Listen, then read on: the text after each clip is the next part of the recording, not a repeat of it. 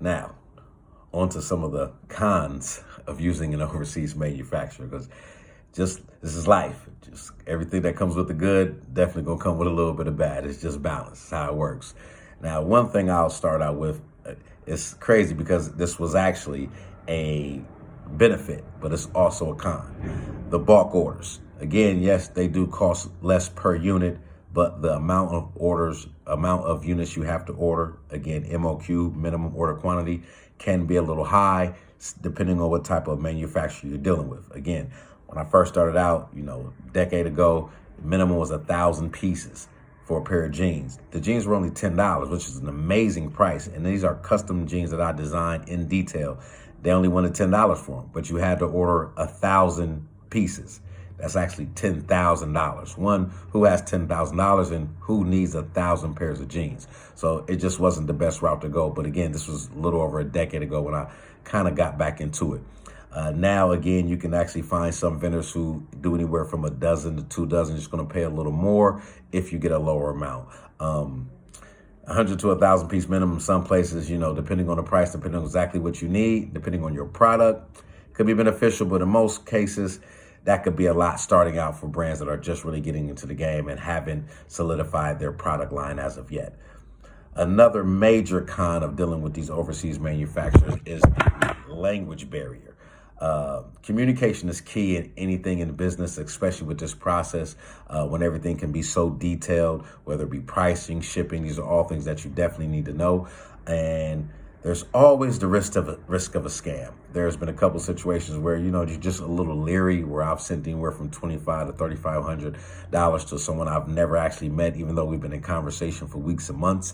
It's still that feeling of, okay, I want to make sure this person is a legit business person, but it just comes with the territory. I say, do your research, do your due diligence, make sure it's a real company, have a few contacts other than the one you're talking to, because that's going to be vital down the line as you grow your business and as you build this relationship with your manufacturer, if this is the route you choose to go. So communication is key. And that also leads to shipping. Shipping can be costly and timely, being that you're getting these products from overseas. Like I said, the main places I normally do my business with is Pakistan, India, and I have another company that I work with that's in Italy, who sources the greatest fabric. But the timing from the time you start talking and discussing your order to the time you finalize your design, from the time the sample is created, from the time your order is paid for and produced and then packaged and then shipped to you, and then whether they tag it or you tag it, it can be a tedious process. And that sometimes can take months. Other options may only take a week. This process, normally you're looking at anywhere from a month to 2, but from the time you start the process to the time the process is complete, you actually have your product in your hand ready to sell. It's just how it works. Just from start to completion, especially when you factor in the shipping, it can be a timely process. And that's another one of the cons. So the cons that I have from dealing with or doing business with overseas manufacturers would be: 1, you normally have to have a bulk order. 2, there's going to be a language barrier because these people are from another country and we don't talk to people from other countries on a daily basis. And sometimes the communication can be a little lost and confused. I've been on the phone several times and had to say, say it again. It's just the nature of the business.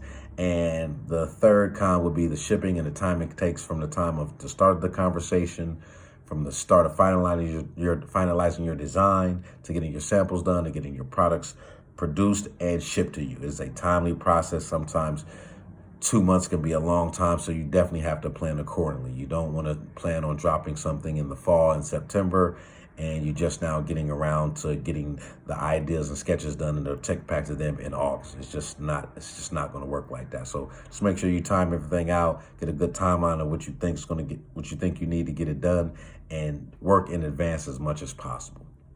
There you have it. Those are some of the cons of dealing with overseas manufacturers.